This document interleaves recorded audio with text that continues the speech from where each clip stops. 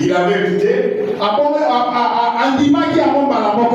Ses serviteurs lui ont dit, mais il vous a demandé quelque chose de simple. Si tu avais demandé quelque chose de compliqué, ben, tu te serais fait. Obéis d'abord, nous allons voir. Et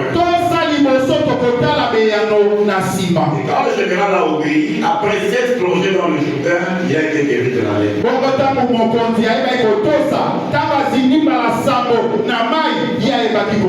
Bien aimé, ce matin, le Seigneur te dit que si tu étais obéissant à sa parole, tu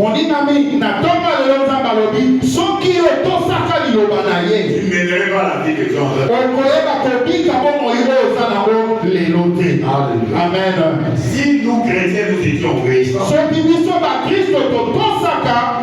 nous serions les plus sages du monde. Nous serions les plus riches du monde. Nous serions les plus beaux du monde.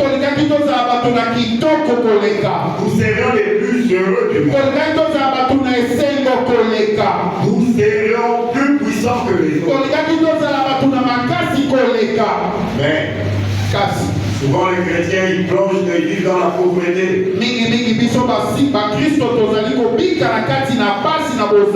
Parce qu'ils n'obéissent pas à la parole. Il y a un philosophe qui avait déclaré que les endroits les plus beaux, c'est là où habitent les enfants de Dieu.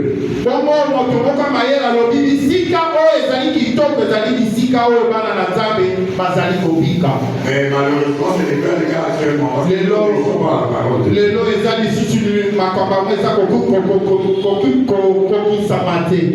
Bien aimé, essayons de marcher dans l'obéissance pour impacter les endroits où nous vivons. Ces endroits deviendront les plus beaux.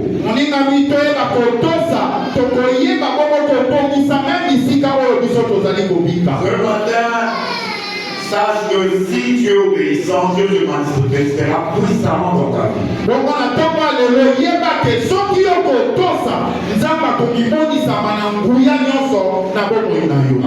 Amen. Si tu es obéissant, tu auras des solutions que le monde ne peut pas te donner.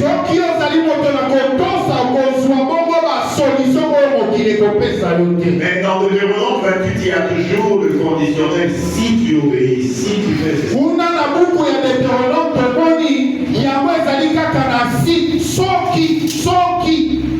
Si tu obéis à ta parole, eh bien, tu seras béni. Si tu obéis à la parole, tu seras puissant. Tu deviendras ce que tu veux. Bien aimé, déposer les offrandes, c'est bien.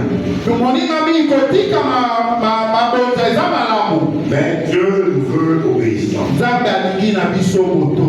Alléluia. Amen, amen. Bien aimé, le visage d'une personne obéissante brille. Vous voulez que je vous donne un exemple?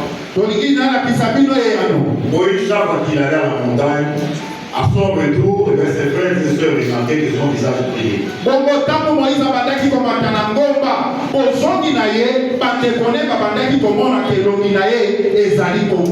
C'était vous et moi, on allait dire non, on allait dire comment on fait la je suis fatigué, monter c'est aussi dur. Il y a un grand chanteur chrétien, là, Élise, qui est en train de récolter les fruits de ces montagnes à Mangué, Gengue, les autres. Il y a ezali bongo na moyebi bongo azali kobuka bongo mbano ya komataka na ye na ngomba.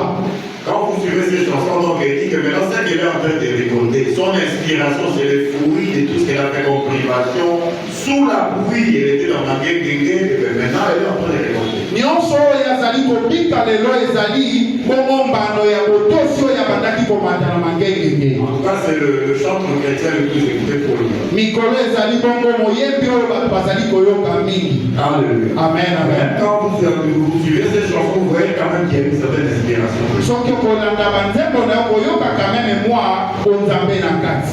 Nous parlons le troisième point, bien-aimé, toleki bongo na nzela ya misato moningami. nous allons voir quelques illustrations des personnes qui ont été obéissantes et les conséquences de cette obéissance. tokomona bongo bato moko mibale oyo bayebaki kotosa na nini oyo bango bayebaki kobuka.